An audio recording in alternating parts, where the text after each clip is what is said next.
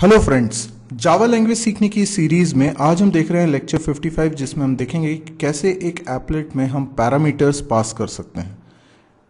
Parameters pass करने के लिए हमें जिस टैग का इस्तेमाल HTML फाइल में करना होता है दैट इज कॉल्ड परम टैग। ये जो परम टैग है इसमें हम नेम और वैल्यूज पास करेंगे, यानी जो डेटा एज अ पैरामीटर हम एप्लेट को शुरुआत में देना चाहते हैं, कोई भी इंफॉर्मेशन जो एप्लेट शुरू हो उस समय हम उसको प्रोवाइड करना चाहते हैं, तो वो इंफॉर्मेशन परम टैग में मेंशन की जा सकती है नेम और वैल्यू नाम के दो एट्रीब्यूट्स में। क्योंकि एप्लेट एक HTML फाइल में एम्बेड होने के लिए बना है, इसीलिए हम HTML की जब कोडिंग करेंगे उस समय हमको एक टैग लगाना होता है एप्लेट टैग, और एप्लेट टैग के अंदर ही हमको लगाना होता है परम टैग। तो ये देखें इसको करते कैसे हैं। तो जब हम HTML फाइल बनाएंगे ऑब्वियसली हम HTML टैग लिखेंगे।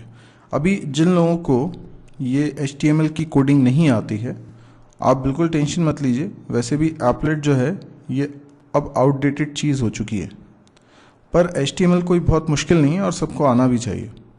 तो HTML के अंदर हम लिखते हैं हेड टैग, ठीक है। हेड टैग के अंदर हमने कुछ कोडिंग लिखी है और फिर हम लिखते हैं बॉडी टैग, ठीक है।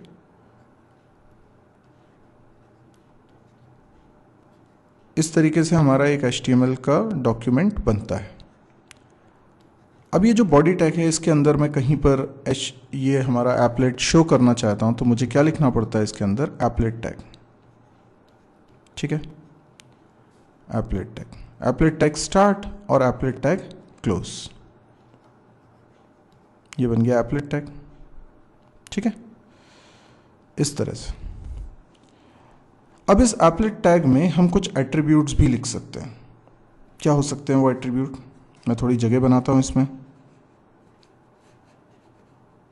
तो एप्लेट टैग के स्टार्टिंग टैग में मुझे लिखना होता है एट्रीब्यूट जो कि उसके साइज को मेंशन करता है, दैट इज विड्थ, ठीक है। ये एप्लेट की विड्थ होगी, जैसे मैंने एप्लेट की विड्थ दे दी 300 पिक्सल, ठीक है।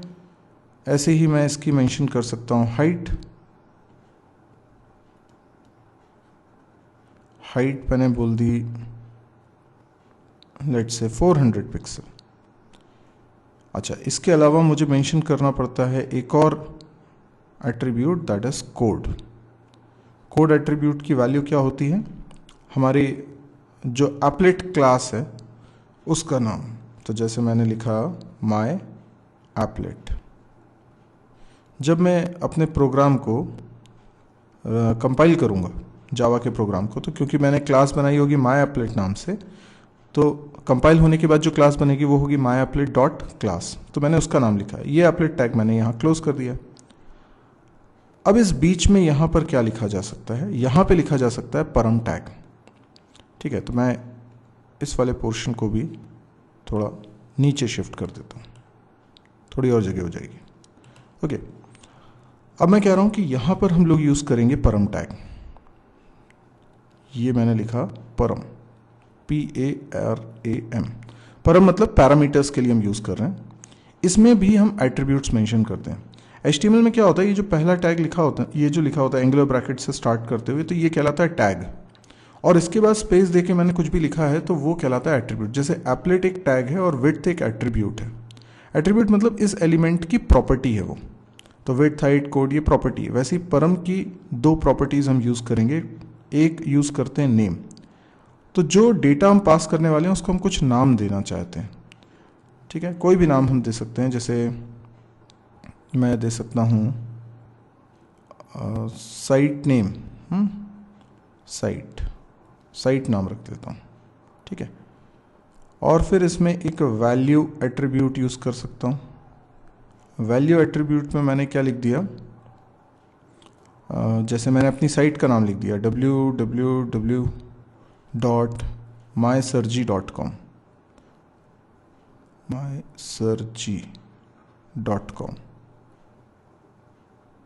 ठीक है। तो इस तरीके से आपने परम टैग बनाया, तो ये डेटा एप्लेट को मिल जाएगा।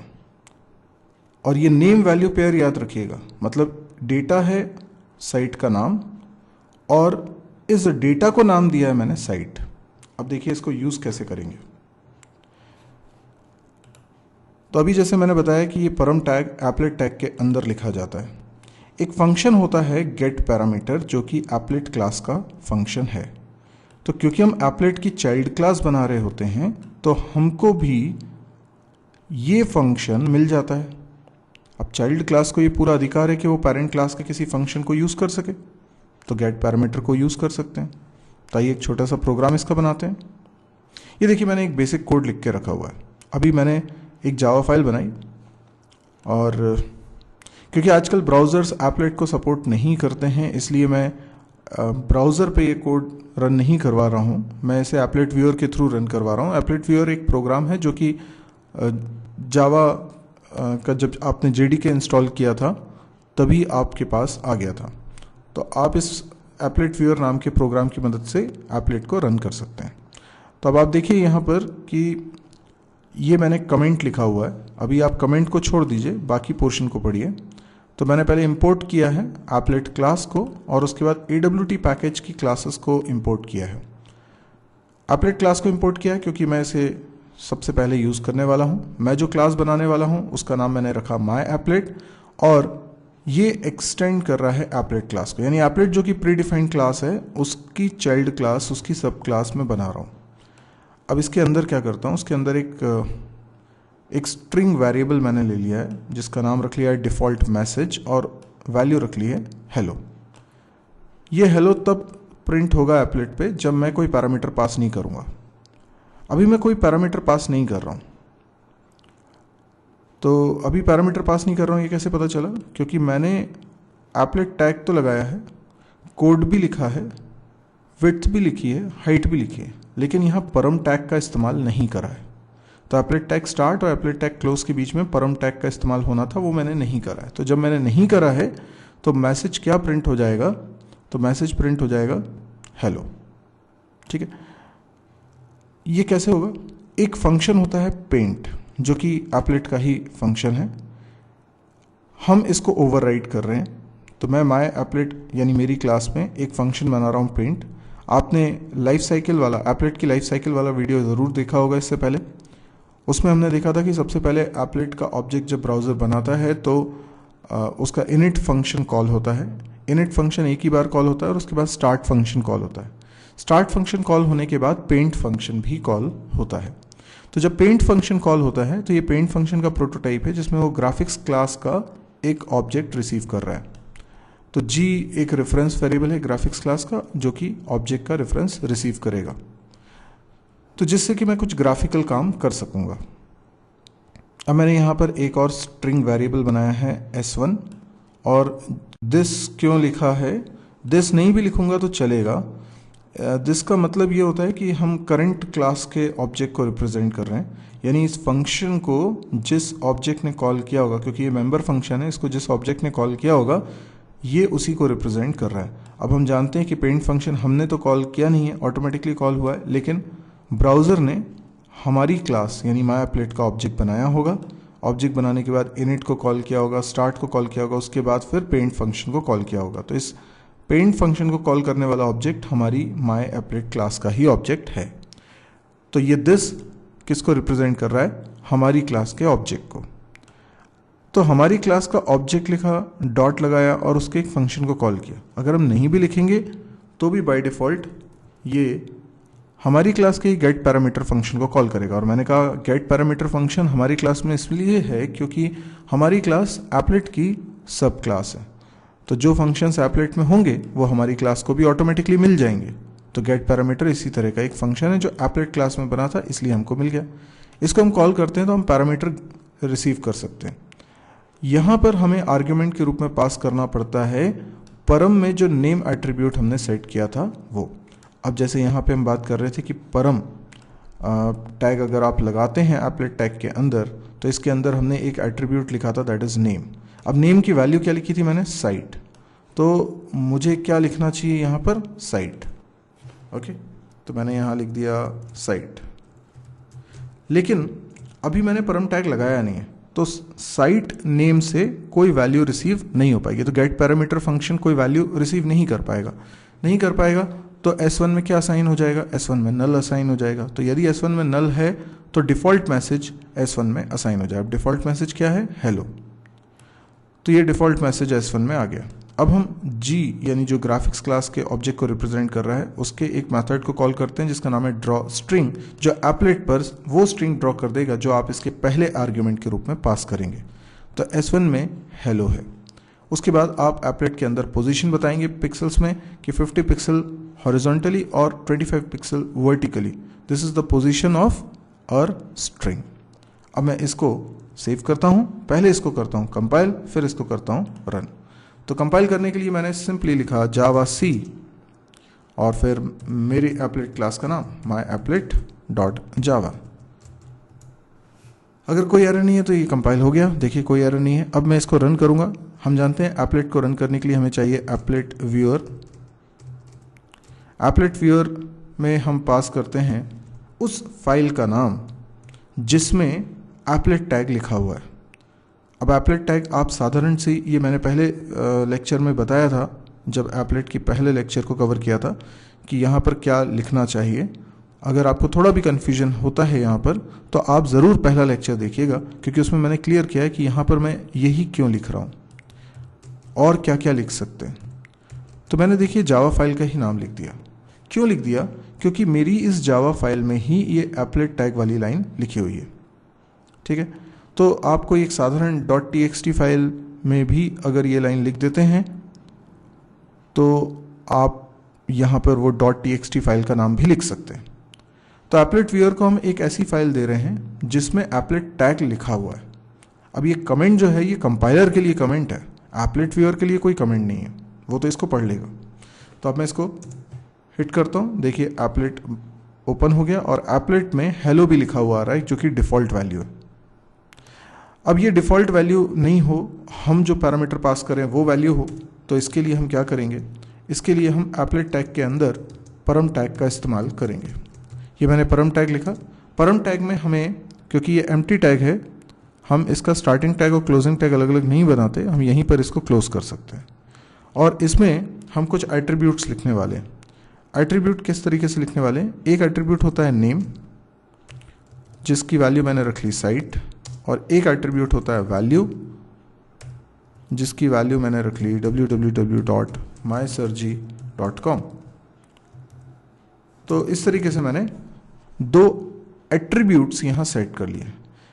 तो गेट पैरामीटर फंक्शन में जो पास करते हैं वो होता है नेम एट्रीब्यूट की वैल्यू, और उस नाम से एसोसिएटेड जो वैल्यू है वो वैल्यू ये फंक्शन करेगा रिटर्न, जो कि S1 में आ जाएगी।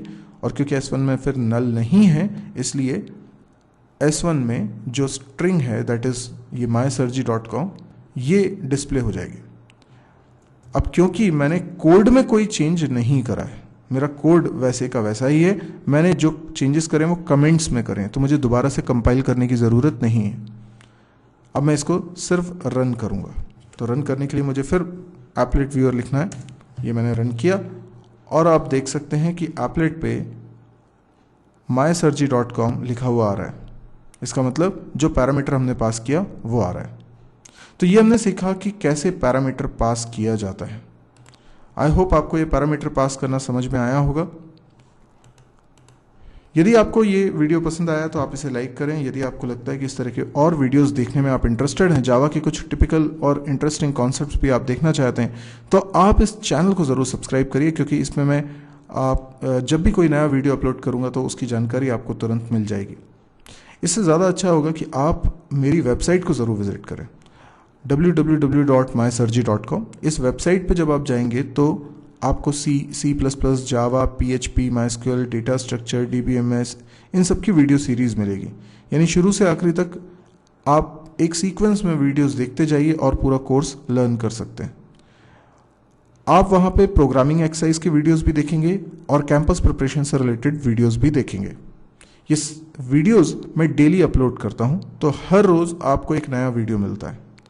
आप जब भी साइट को देखते हैं आपको हमेशा कुछ नया कंटेंट मिलता है, इसलिए ये बहुत एक्टिव साइट है। आप इसको अगर बुकमार्क करेंगे तो आपको बहुत कुछ इसमें आगे कंटेंट मिलने वाला है। अभी हाल फिलहाल में काफ़ी सारे वीडियोस, मोर देन 350 वीडियोस अभी ऑलरेडी पब्लिश हो चुके हैं, और भी काफ़ी सारे वीडियोस क्योंकि डेली अपलोड हो रहे हैं तो उस लिस्ट में जुड़ जाएंगे। पर आप लोगों के लिए ये सारे के सारे वीडियोस फ्री ऑफ कॉस्ट हैं और हिंदी में हैं।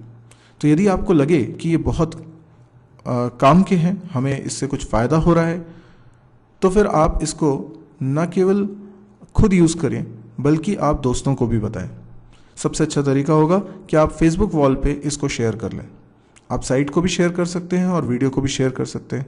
मेरा मकसद है इन वीडियोस को ज़्यादा से ज़्यादा लोगों तक पहुंचाना, जिससे कि जो एजुकेशन की प्रॉब्लम है वो थोड़ी सी कम की जा सके। हिंदी में होने की वजह से ये उन लोगों के बहुत काम का है जिनको इंग्लिश में चीज़ें सीखने में दिक्कत होती है, समझ में नहीं आ पाता है ठीक से, जिससे उनका कॉन्फिडेंस नहीं बढ़ता है। अगर चीज़ें समझ में आएंगी तो फिर उनका कॉन्फिडेंस भी बढ़ेगा और वो मेन स्ट्रीम में ज़्यादा अपना कंट्रीब्यूशन दे सकते हैं। तो इसी सोच के साथ मैंने ये वीडियोस बनाए हैं, लेकिन मैं इसकी बहुत ज़्यादा मार्केटिंग नहीं कर सकता क्योंकि मैं मार्केटिंग करूँगा इसमें बहुत खर्चा आएगा। तो मैं ये फ्री में वीडियोस प्रोवाइड करना चाहता हूँ, और फ्री में अगर प्रोवाइड करना चाहता हूँ तो मुझे आपकी मदद चाहिए कि यदि आपको पसंद आए तो प्लीज़ आप इनको शेयर ज़रूर करिएगा। Thank you.